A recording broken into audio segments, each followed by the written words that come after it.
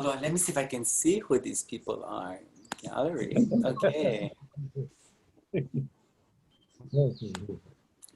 Okay, it's nice to see all of you. Aloha. Aloha, everybody. Okay. We only have an hour.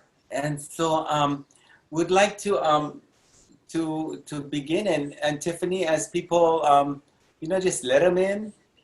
And but welcome to Mōkaulele.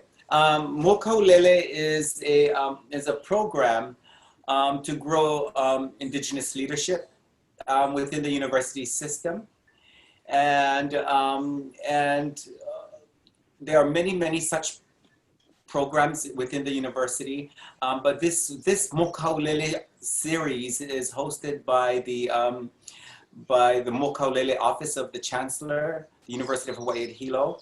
And it is and the director of Mōkaulele is Gail Makuakane London, and her HCC partner is Noel Tagab Cruz, and my name is Taupori Tangaro, and I had the pleasure of calling all my friends together because I'm surrounded by art and people that are just connected, and I didn't have to look very far. They're here, and so the first person on our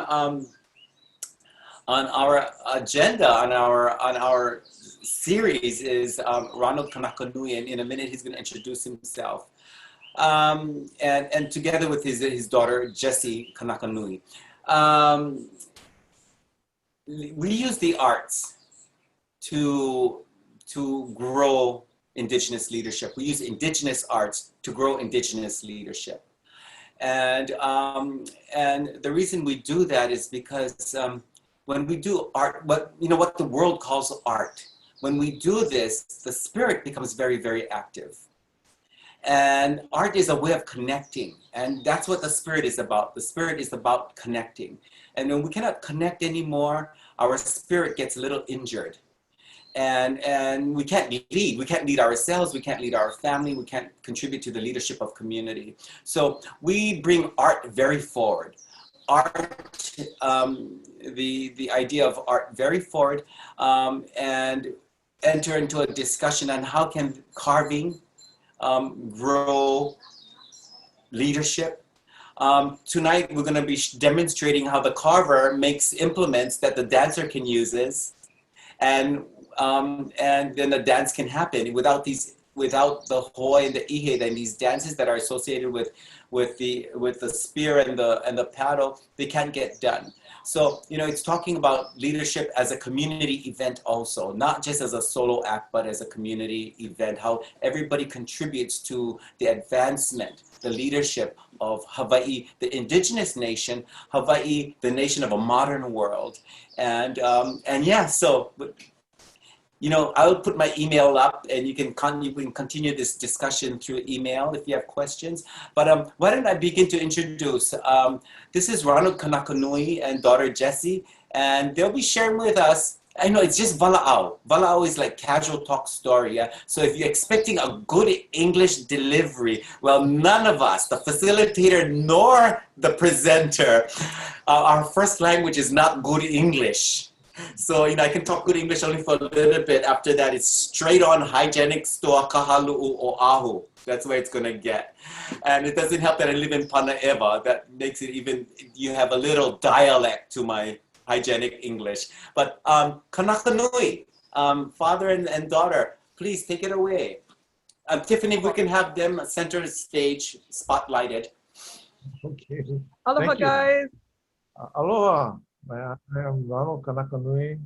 I'm born and raised in Haula. I reside here in Hilo, Puna now. And I do all my carvings on the Big Island. Since I moved to the Big Island, I started carving heavy. Honolulu get wood, but not as much as the Big Island. We get we get koa, ohia, Milo, we get all this indigenous wood.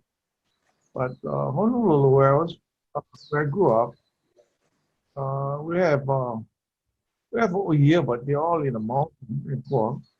You have to go way up in the mountain to harvest the tree. But Oh, well, we pick the ones from the beach, you know, like driftwood and stuff like that. So I did most of my carving in Honolulu, driftwood and how. That's about it. We never use Milo and stuff. Milo was hard to get in Honolulu. But now it's they have a lot of Milo trees growing in Honolulu. You find them in the parking lots and stuff like that. But mainly the wood that we had was how and coconut, you know. So our media that we use is coconut. Everything is coconut.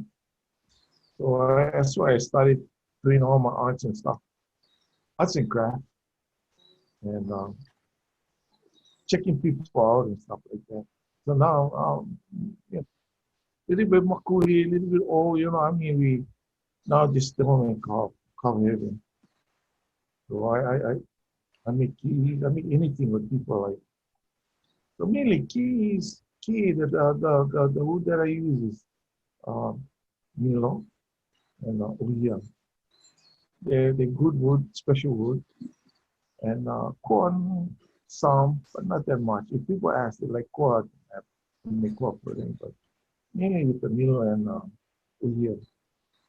Because of the Oya, you know, they have this rapid Oya death and stuff like that. Hard to get the wood now. But the wood that I have, the Oya that I have now, I had that bother in my backyard, not in my yard, but in the storage, about 20, 25 years now. But now, it's about 30 something years now. So I've been, we cut the trees, people cut trees and they call me now to get the trees. Put them behind, slice them up, and then that's the wood that I use for carve. And today it's hard to get the wood. I get plenty of core, but I don't use the core. I don't really like the core because core is good. It's a special wood, but I love to work with the Oye because the Oye is tight. The wood is dense, and even the Milo, the wood is dense, easy to work. So you know, ancient time, Hawaiians they use a lot of Oye because the wood is available and it's easy to carve. It's not like the core. Core get too much grain. I think they have the acrylic core and it's hard to get nuts inside and stuff like that. But with the Milo is good for outside too. You know, you can actually make the keys and leave them out. Only go turn gray, but it's stay there for years. The core, lasts that long. The Milo, it does last longer than I think with than the Ohia. Because the Milo, the bugs, they don't like the Milo, even the Ohia. So a lot of my carving is with the Ohia and the Milo. And the Milo, if you love carving, you get the color is beautiful. Uh, you find some the color in the wood is so beautiful, it's unreal. But you gotta know how to use the color, you know. I mean, you cannot just cover key and you get the color. You use the color the right way, and the color come out perfect. Kanakanui. Yes. When did you first begin carving? What was your initial attempts when you first time you decided you're gonna pick up the chisel and you're gonna go to work? What made you pick up the chisel of all things and do carving? How did you begin that piece of your journey? Oh, it was being elementary. I was in elementary school, and we had arts and craft, but it wasn't that uh, the school couldn't afford to buy the tools and stuff like that. So me and a couple of guys, we knew carving, but we did that at home with the pocket knife and the axe.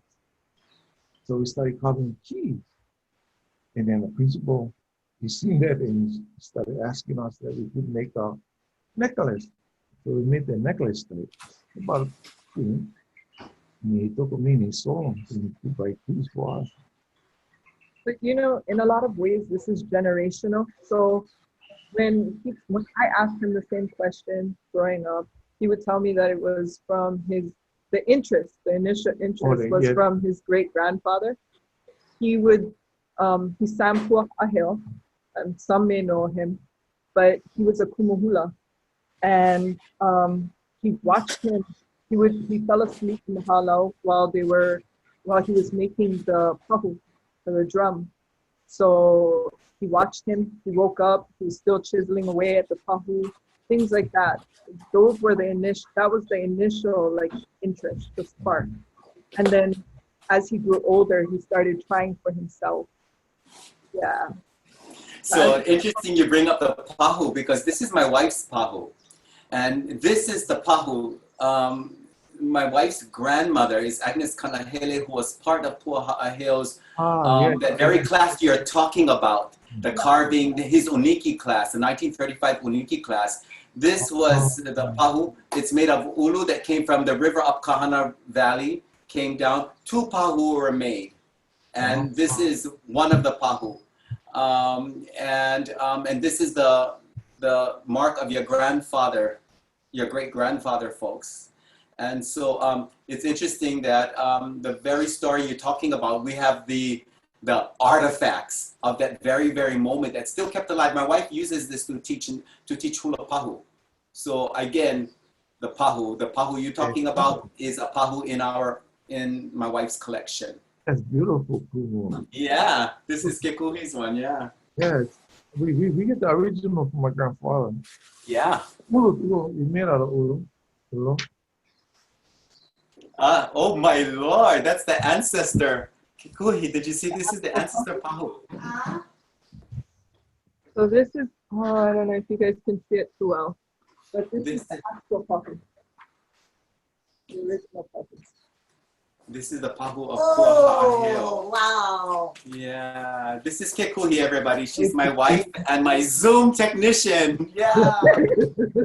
Thank you. But you see, oh, look at that. Beautiful. And Yeah. so if you look at the pictures online, you'll see like, You get the ila. The ila is yeah. Oh. So the lashing was changed, but everything stayed. This is the actual pahu from that he watched being carved. Kanae did the lashing. Kanae, Dennis. Yeah, yes. So, you know, here we are, we're talking about carving and leadership. And, you know, of course, because I'm a hula dancer and Kanakanui's great-grandfather is a hula master, we've inherited our hula pahu tradition from this very hula master, from that very pahu that you would show that was carved by Pua, we got our instruction. And so, and by this grandchild of that pahu there, the instruction continues. But we need carvers. And yeah, of course, we hula people are, some hula schools we're required, you know, when we're at the point of uniki, we're required to carve our own drum. But that's not necessarily the drum we're going to use all the time. Because, you know, the drum I carve, it made the criteria. But, you know, it's like, I'm not a carver. But we're required to at least carve and lash. But the drums that I do use come from, your other cousin, Buddy Makayao, same family, from the same area. So interesting, this intergenerational, how the family continues the carving.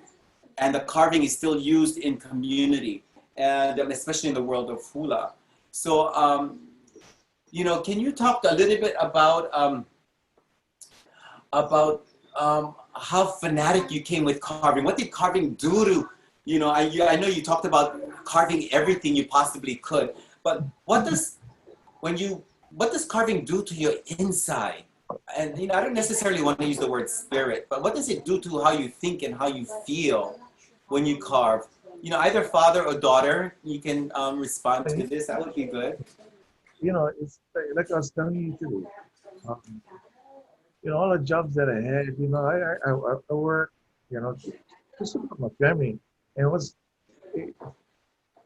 it's like going out work every day, but not feeling good, And only when I got hurt, I was working with Lucky there at Tillman, and I fell off on the truck, hit my back on the format. at the airport. Honolulu, I think, yeah, Honolulu. And then I stayed home. I couldn't do nothing because my back was jammed up. I started carving heavy, just making any kind of stuff. Then I started carving anything. And people was just asking me to carve, but I just carved. And it wasn't like he did it more as a hobby, but then once he got injured and everything, then he had to find new ways because everything he did before that was very laborious jobs, you know. But he was starting to carve as therapy, but he started carving more and more, and he was building his own inventory without knowing it. And my mom gifted him with a guild membership. Yeah, you know the local art guild. You know the wood guild. And that was it. Yeah, and I started putting my stuff in the guild, and next thing you know, it's telling me no need use, no need judge my stuff. Anything that I make, just put it in. So I started doing that, and just think, she kind of helped me with that too. Once he got recognized, then we started everything just started taking on. Yeah. Jesse, Yeah. as a daughter whose father is a carver, and fully knowing that the genealogy and the tradition of that, that genealogy is playing in the happenings of the moment. Can you share with us, what do you sense as a daughter? What's running through your brain when you see your father being an extension? He's like the chisel head of a longer chisel genealogy. What do you think about, what runs through your head as a daughter whose father is carving, and probably carving it, everything is carved, I would assume. I carve anything. Well, to be honest, like, I see him as like for myself as well, we're bridges, and throughout the generation, like we've not lost entire connection, but maybe we lost a bit of our past within just those couple decades, just several generations past. My grandfather, my parents, and not to say there's anything wrong with the Western world, but they have a lot of Western influence, and I mean myself as well, and I just look at all of it. I look at art specifically, and any way of or any native for that matter, like when you put yourself forth and you do what comes natural to you, you become the bridge for the next generation. So even though he's not a hula person, in some sort of way, he bridges us to our hula path. And because of that, with that, the Hapa's dance, my other daughters have danced as well. It's that connection still to that path. And then slowly, we start building off of that and start figuring out how to live in both worlds. How to be, digitally, accessible and ready for this kind of life, but still be very cultured and very foundational in where we come from. That's how I've always viewed Dad's ability to do, ability to do something. So this is crazy, the things he can create. I've always admired the things he can. Like, when I see things, I'm like, I don't even question it anymore. When I was small, I would be like, what are you drawing? What are you carving? Now I don't even question it because I know it's going to be beautiful, Yeah, but that's how I see it. Like I say, well, I love it. Yeah, obviously, yeah. Well, I love carving. Just anything, like I was telling you, the broomsticks, when I was in the military, we had about 10 brooms. Every broom had one key on top. And then guys from other camp used to come and steal a key, steal a broom. So we used to go hunt them down and bring them all back. It's trippy, it's just something I needed to do. It was something that's like taking all the frustration on it. It's very therapeutic. And then I used to go in a river and just carve stones and just really river. So you both say something that is very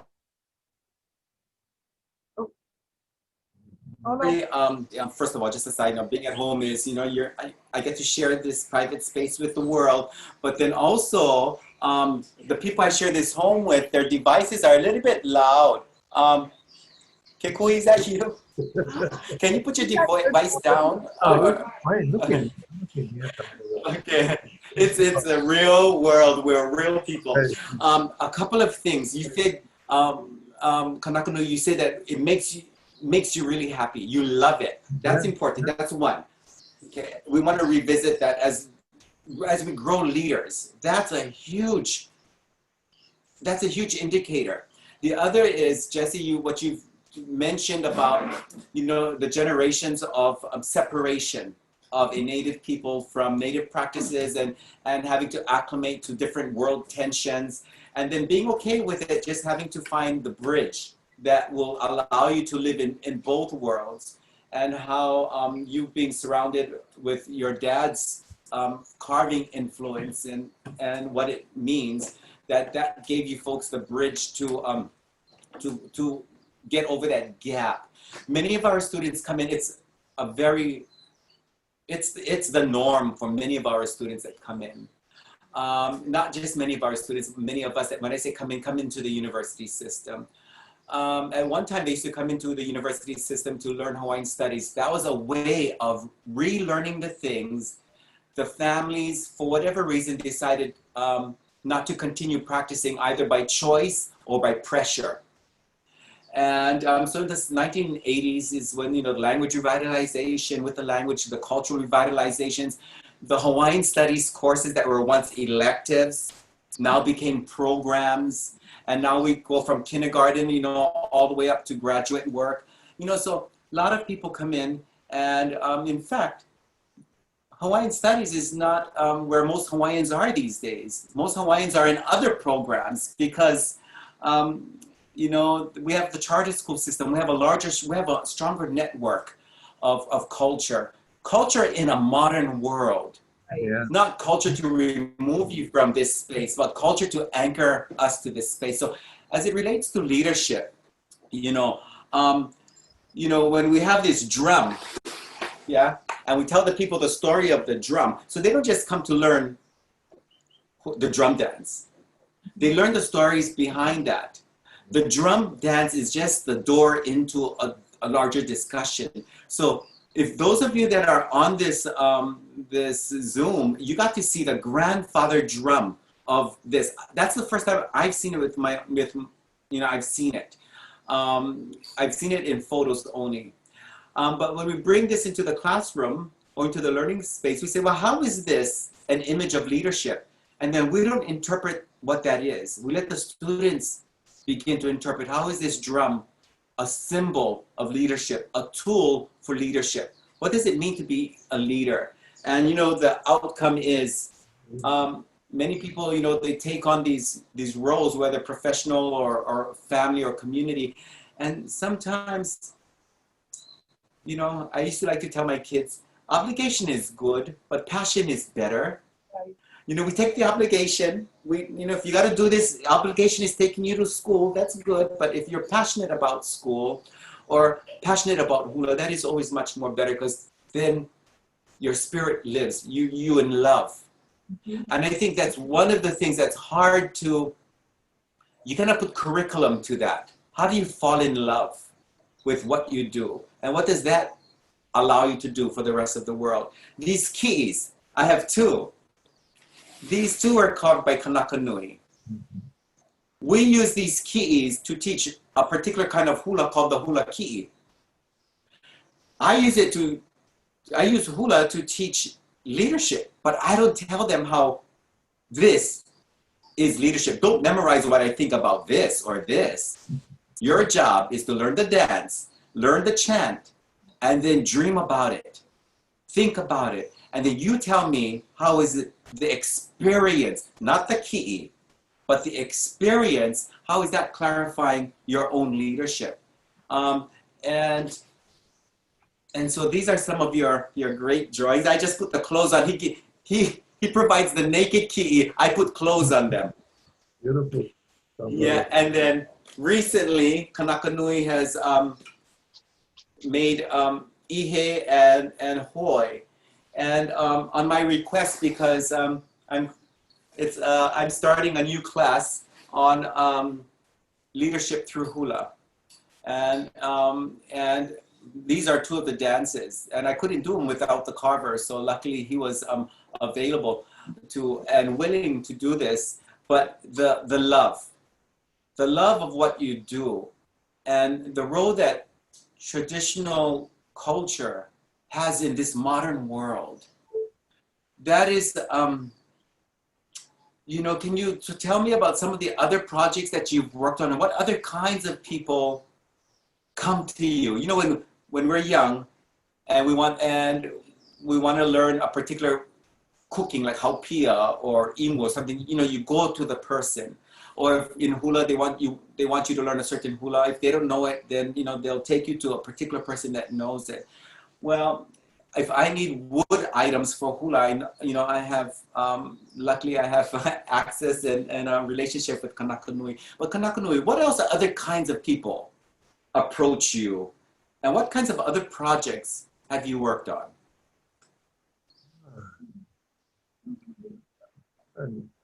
Living Martin.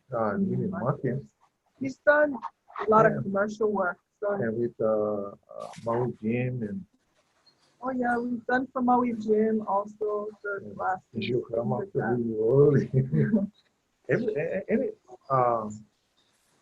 had a lot of diverse things, but nothing that he's working with you actually has been very with the centering. Yeah. It's very centering, honestly.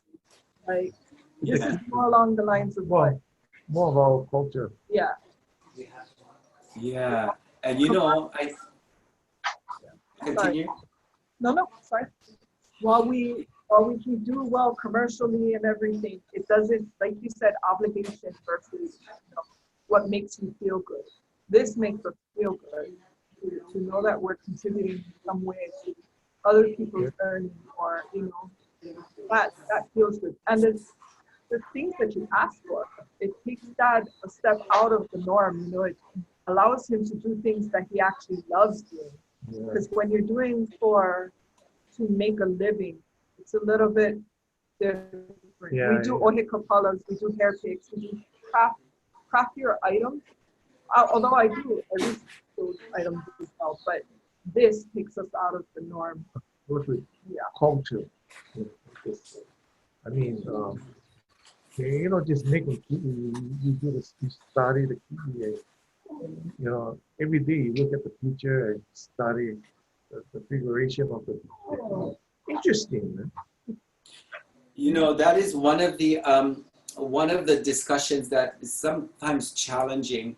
You know, what can we share with the world, and what we cannot share with the world? What should we share with the world? What shouldn't we share with the world? And you know, and the great thing about our leadership process is that the students have to come to their conclusion. In the world of hula, it's both. Hula is a giving culture. We give. There's, in fact, there's hula around the world because we give. And we believe if people are dancing, it makes them happy. And if communities are happy, then, you know, they're much more healthier. But then on the other hand, there's some things in hula that we have not shared with the world, and we cannot share with the world. They're intended only for family or people closer to us. They're not, you can't just meet their needs. You can't give the most sacred in an hour-and-a-half workshop. So sometimes, you know, we create these dances or we create these hulas based on deep tradition, but we make it accessible because part of our culture is a giving culture. But that doesn't mean we give the most sacred away. You know, we gotta keep that. And it's like that drum, that tutu drum that you have. You know, that comes with energy. And you know, we may use it as a model to create similar pieces, but we don't give the original away.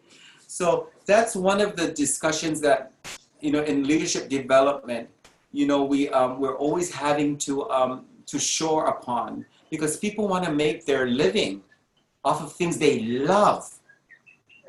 But oftentimes the things that they love and grounds them is within the realm of culture.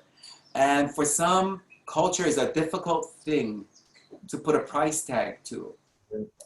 But we let people make their decision, because everybody has to have, when Pele was creating this land, the land was talked about. She came down on the island chain, digging craters, and she was persistent until she found the right conditions here in Halema'uma'u for her fire. But as she was carving up the space, from Ni'ihau all the way down to down the island chain, all the way to she got to Mōkaulele, every crater she carved, the god Wakea says, and Ninau o Wakea o Vainea kua e eline.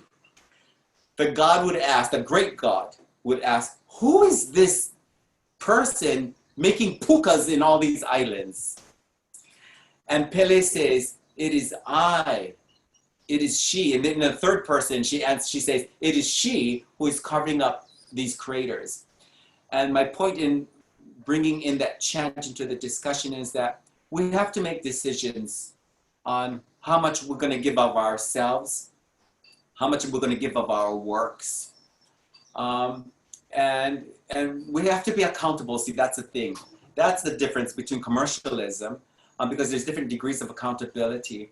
And when we're looking at cultural things that connect us to a deep culture, there is the accountability. The great God Wake is going to ask, who is this carving up the drums? Who is this carving up the keys? And we have to be ready to answer to that. Our ancestors may come into our dreams and say, well, who are you to create these things? And we have to be ready to answer to that. And the good thing is, so in our culture, sometimes you gotta step, and then you find out if that's the right step, because not everything's written down. So you gotta take some risk, and then you gotta listen to your dreams. Your dreams will kind of say, yeah, go further or stop, or make try put the chisel in the other direction, So I like that you guys found a way of contributing to both the material world, the commercial world, because then you can make a living off of the things that you love. Why not? Why not love what you're doing? But also you have an opportunity to feed deep culture, so that deep spirit gets fed in the request that comes your way. And I'm happy to know that. So it's not weird that when I say, oh, Kanakanui, I like you carved me this key. You're not too shocked anymore. Oh, with the slippers. I never bring my ritual platforms. Yeah. What I want to do is, I want to do one of the dances. Behind a carver is a story. And so Kanakanui is sharing his story with him. But Kanakanui, can you tell us a little bit about your grandfather, your great-grandfather, Pua, the hula person, who is also a fisher person? I know you share some things on your website that speaks about his deep connection. He was a Mormon, 2, a hula master, and 3, he was the konohiki of an area of Kahana, which meant his job was to keep the balance of the marine life in that area. So can you share with us what you're comfortable with sharing about that the human being behind the hula person? Right. I remember going over to Laie, where the culture center is there now. Him and a couple other guys dug this spoon. They made this spoon, and he used to feed the lois, the water. And he used to go there every time and kind of check the people, and he was nice to them, he used to come up to me, talk to him, and we go to Kahana, we go to Hogula, we go to Ka'ahoy, all these different places, and he wasn't only a person, he was a nice person. I remember that. He had a lot of tragedy in his life, so I think, we attribute it a lot to that continuity between culture and religion. Yeah. And, you know, doing things the old way versus doing things, staying in his modern, you know, religious practices. So actually they did have, he was a bishop in Laie. Yeah.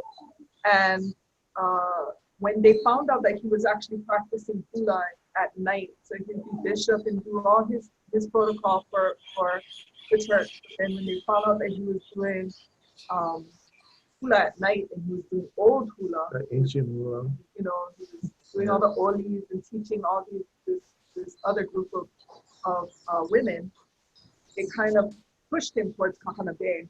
And they made him his own special church in Kahana, because they found that if they took him out, then there wouldn't be any Mormons, because they followed whoever was the leader of that, you know, of that area. They used to kick him off from the church. And because you don't go to church, nobody go to church. so They brought him back in, everybody come back. And they're trying to kick him out. And then it was back and forth time. Then he said, you know what, we're building a church in Hana. So they're building the small church. And then as long as he was teaching and doing his thing, the Mormon church in Laie was all right. So all the families, half of Laie is like family. Yeah. Yeah, I tell you, Laie, that's one big family. So, you know, that story about, and thank you for sharing that you know, the tragedies.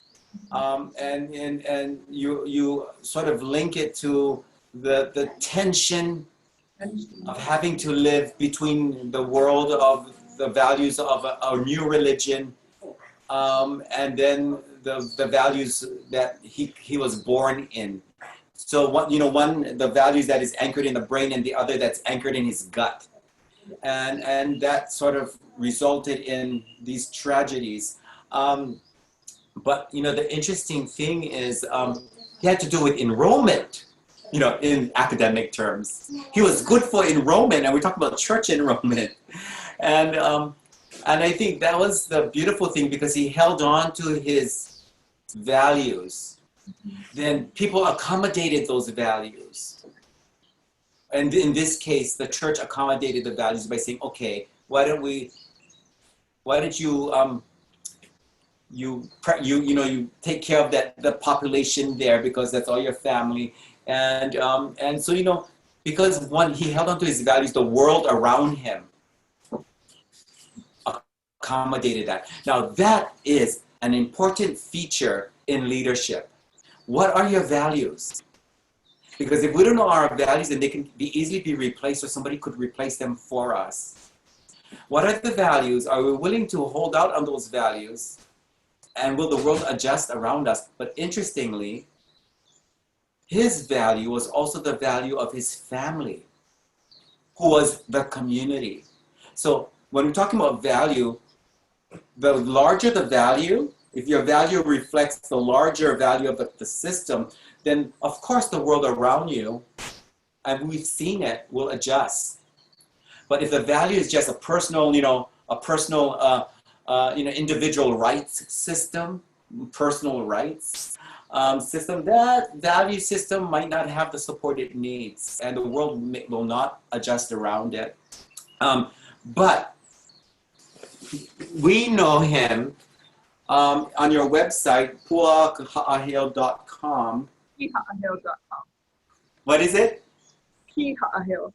P-ha'aheo.com. There are stories, really great stories, behind the hula person, behind the church leader, behind the leader of the family. But this is a hula hoi, and I'm going to do this to honor the hoi that was. This is one of 8 hoi that was made by Kanakanui. But I'm going to do Hole Waimea. It's the lyrics of the song is about a whole different, it's about Kamehameha and his people.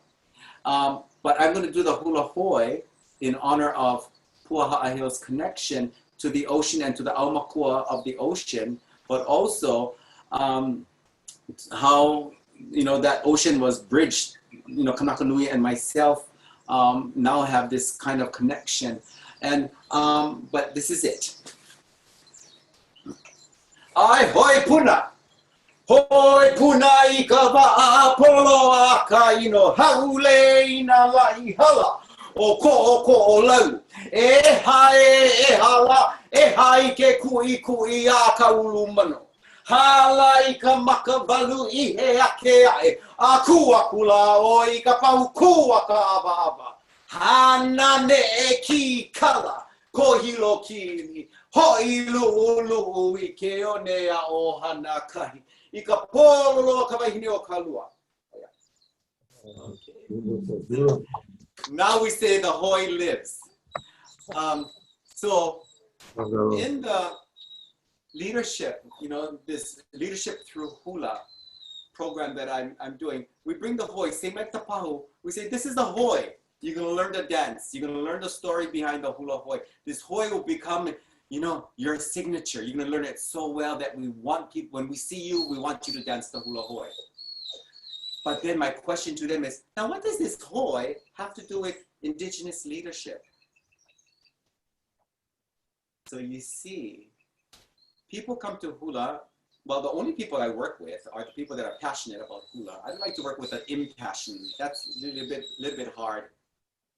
Ke kai wahiki ane ke ho ne ke ia ilio e mea e kani mai ana. Tui, lawe mai kau ilio I kai e. Yeah, the dog.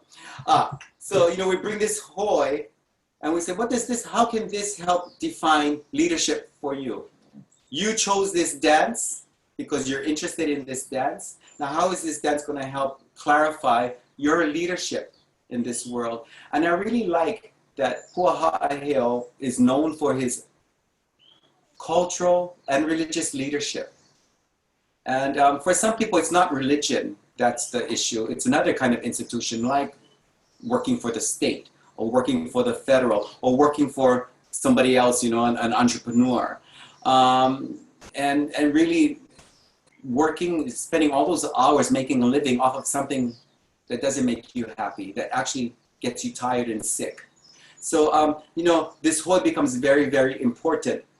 While I'm still moving, and I want to do this ihe, this hula ihe, because, you know, the ihe is about piercing.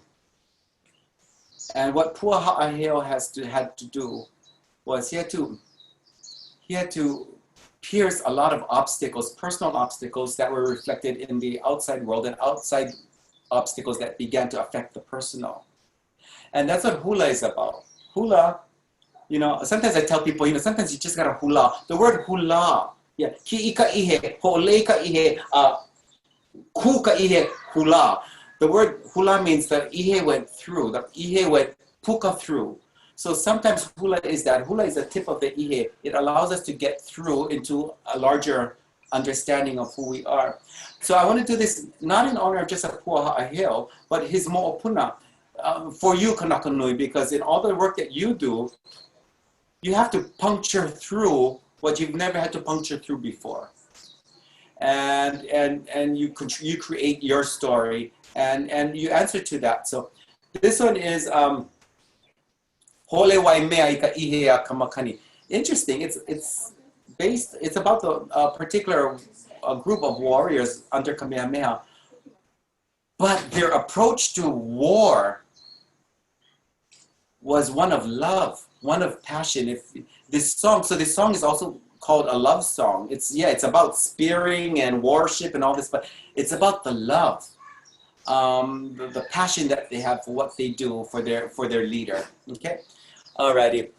And then, you know, I gotta dance this with glasses because, you know, you gotta throw and catch, but not sexy.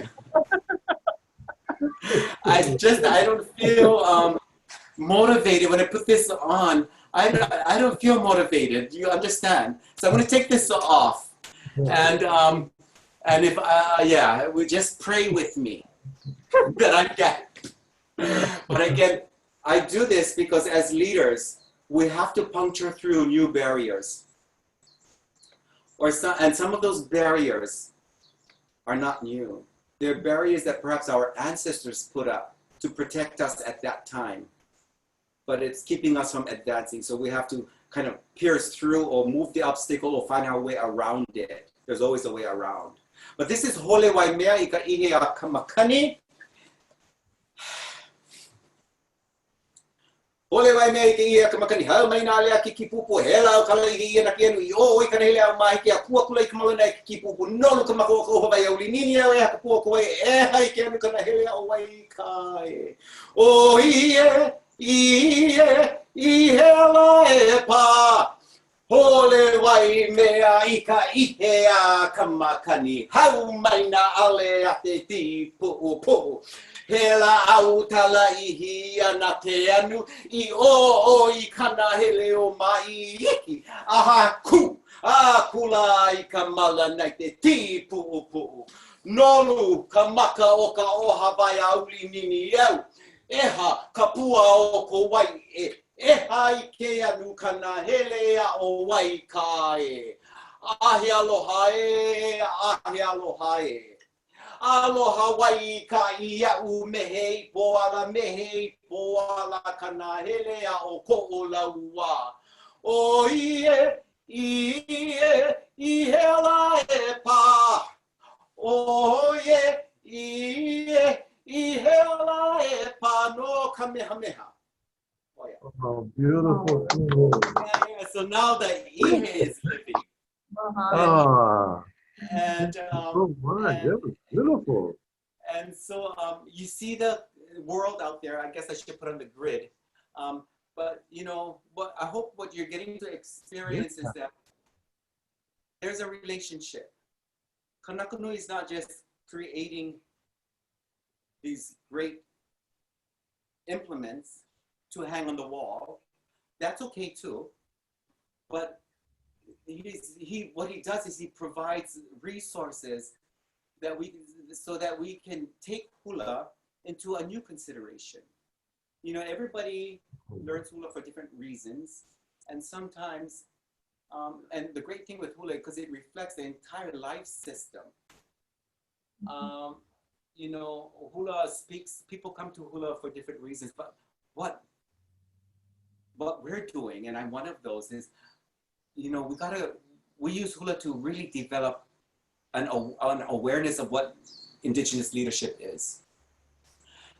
Because if we don't use hula, then we gotta go borrow a book that was made on America, on the East Coast, you know, and that's kind of good for leadership for that geography. But why can't we use the things that we love, the things that we do, we've never given up? Why can't we use that? If what we need are leaders, then why not use these processes before us? Carving, hula, and now you see this connection. So there are we need for hula pahu, we need a drum. For hula hoi, we need this. For hula ihe, we need this. For a particular kind of hula ki'i, we need items like this. We need the carvers. The hula person needs the carvers. And sometimes the hula person gives the carvers reason to create and dream and up their skill. And so this is where it's at. When we talk about leadership, we want to remember behind every leader is a story. So if all you see is this, and I say, oh, this is Kanakanui, he carved this. This is going to tell you just a little bit about him. It's not going to tell you about who he is, what's his voice, what's his value, what does he contribute to the community. We would like for you to know the story behind Kanakanui. And it takes you, and you know what they were able to share with us, takes us to his grandfather, or his great-grandfather. And so, and we're very fortunate because, again, we link up. I guess maybe that's because we're on an island, so we've got to link up occasionally. But leadership, Indigenous leadership, so not just any kind of leadership, Indigenous leadership, the accountability to the life cycle. We're accountable. The gods, our ancestors, are going to ask us, why are you carving this? Who you covering for? What you covering for? And we have to have answers. Why are you dancing like that? Why do your feet look like that? We have to have answers. And so, is there anything else that you want to share with us that could help us understand your story, you know, and how your injury, interestingly, you know, it was an injury that got you to even dive deeper into what you love. Yeah, there's an interesting thing with trauma. Not that we want to invite trauma, but people that are able to experience trauma, we all experience trauma in varying degrees, but some people do not heal from it for whatever reason.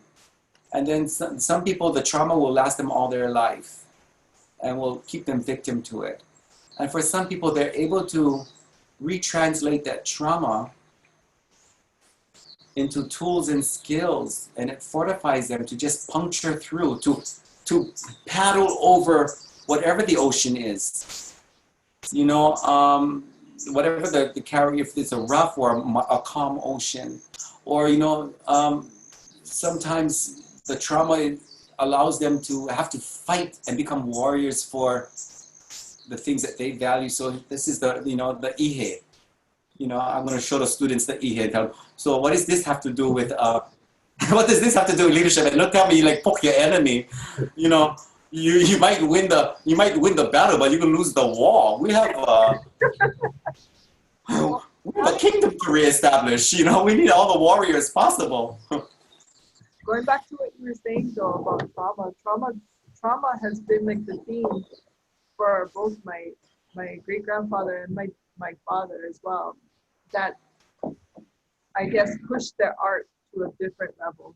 You know, it like for my dad. It also took another turn when my brother passed away. My brother passed away 20 somewhat years ago. And he stopped for a couple of years carving altogether. And we were just at a standstill. We didn't know how to like get back on the horse and everything. You know, we didn't want to do anything. We didn't want to push his art. We didn't want to do it. He was too caught up in it. In the emotion. And then eventually, again, art became the therapy that he needed. And it turned. His art, even his style changed just a little bit.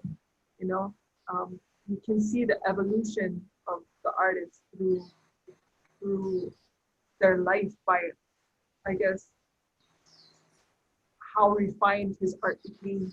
They had more, not necessarily time, but more thought and emotion went into each piece, and you can see how refined it is because of it, you know?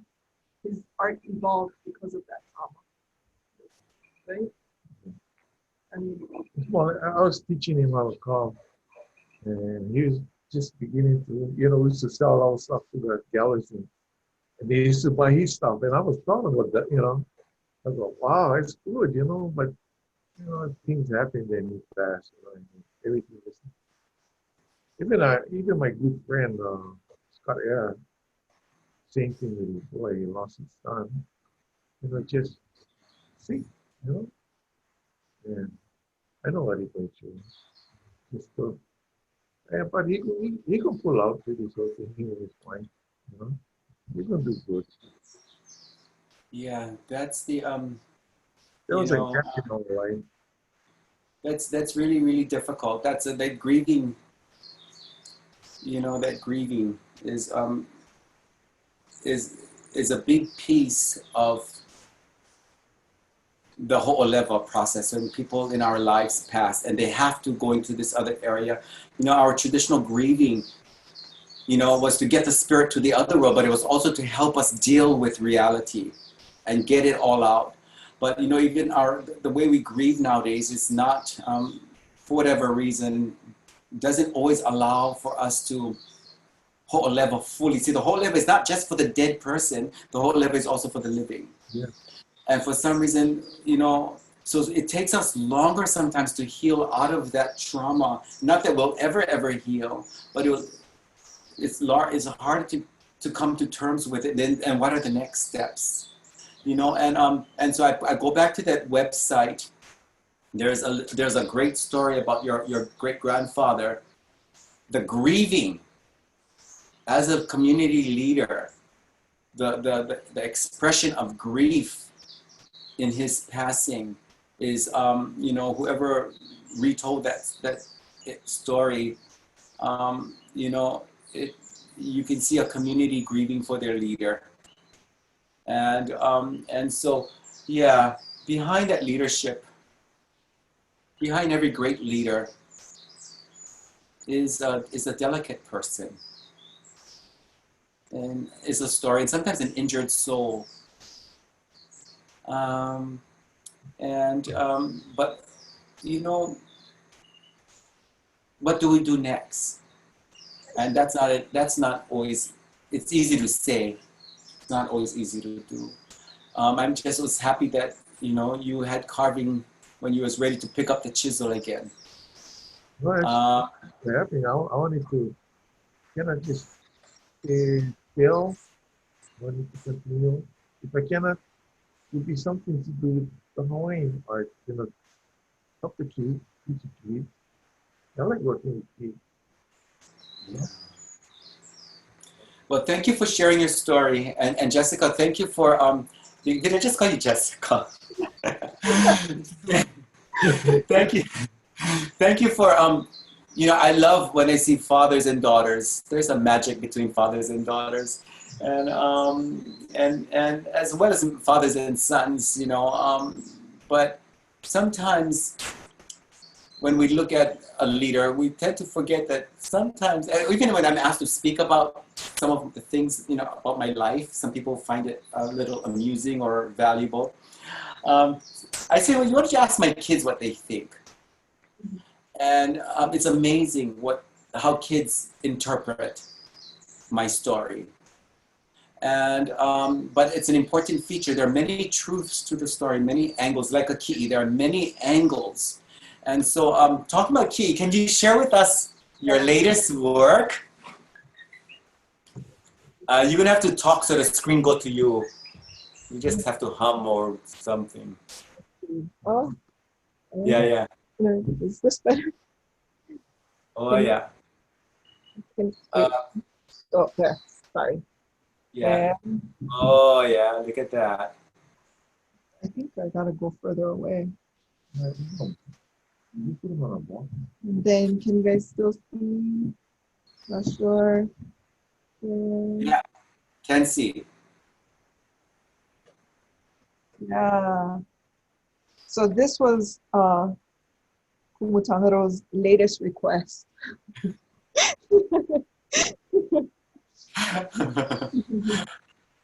But I'm sort of needy. yeah, and I love these over here. The nub. Yes. Sorry, guys. No, we got to see, but thank you. And then I'll be working on the pa'u or the model for it. Again, those of you, you know, I'll be doing a little commercial right next, but this ki'i will also make a debut, like the hoi and the ihi made a debut. We'll be doing the debut of the ki'i. There's a particular kind of dance that comes with that kind of ki'i, and we'll be more than happy to share that with you. Again, to grow leadership. So those of you, so in closure, so mahalo Kanakanui. And I always like the name, you know, I call you Kanakanui because it's just a lovely name, yeah, Kanakanui. Yeah. When you're 5'5", you know, yeah, so you're a giant, but you're a gentle giant, and you just, you know, your aloha is so genuine. And I know a lot of carvers, and they all have their character. And for certain needs, I see certain kinds of certain kind of carvers. But for these dancing implements that I need, your energy comes right through into the wood, and that's I cannot get this from ABC, you know, store on the corner somewhere in urban Oahu. This has to come from you. It has to come from your story. Your trauma has to is informing the piece. All of it matters. Thank you. Mōkaulele is a 7-part series. This is the first of, there's 6 more. Join us. Same thing, people are talking about different mediums, and my job is to kind of say, well, how is that related to, how can that interpret as activities to develop leadership? We don't want to only talk about leadership. We have a world talking about leadership. We need action. We need good action. We need to keep, we need to grow. So, you know, the leadership we inherited from the ancestors, that's great. That's a great foundation, but we got to grow it because we're having to face different kinds of situations that they may have not faced. They had to face their battles on their terms, and so we have to create these terms and grow these terms. So we have multiple programs in the University of Hawaii at Hilo and Hawaii Community College that is specific to growing leadership. One of them is our hula program. We have a hula degree program, Unukupukupu, at HCC. Some of you are in there. Check us out. It's not just about dancing. It's about becoming a better person through the dance. It's about becoming a happier person. And the other is I work with faculty and staff and administrators, myself and a team, and we use hula and the culture of hula to plant considerations. And then we do all kinds of stuff, all transformative. Why hula? Why everything is hula? Because if I don't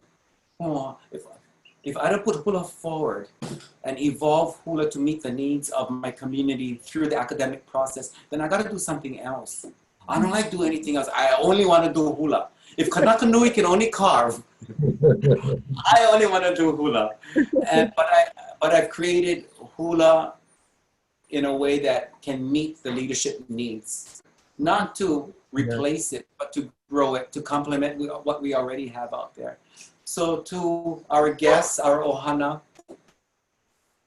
if you want to further this discussion, this inquiry into arts and leadership, join us for the next set of series. All kinds of people, they're all my friends. But also email me, taupori@hawaii.edu.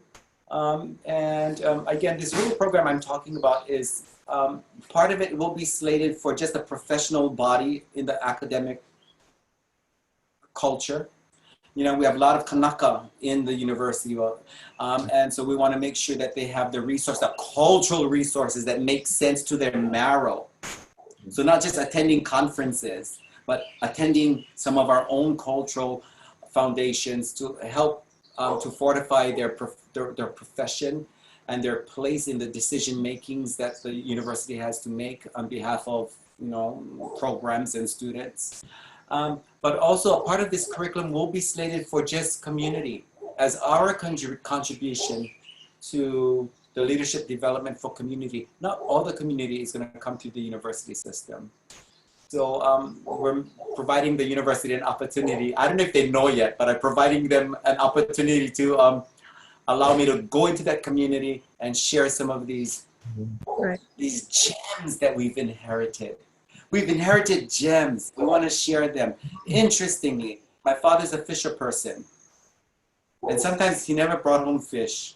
By the time he left the Waiahole, Kahalu'u, that whole Kualoa area, because my father lives in Waiahole. By the time he come home, no more fish.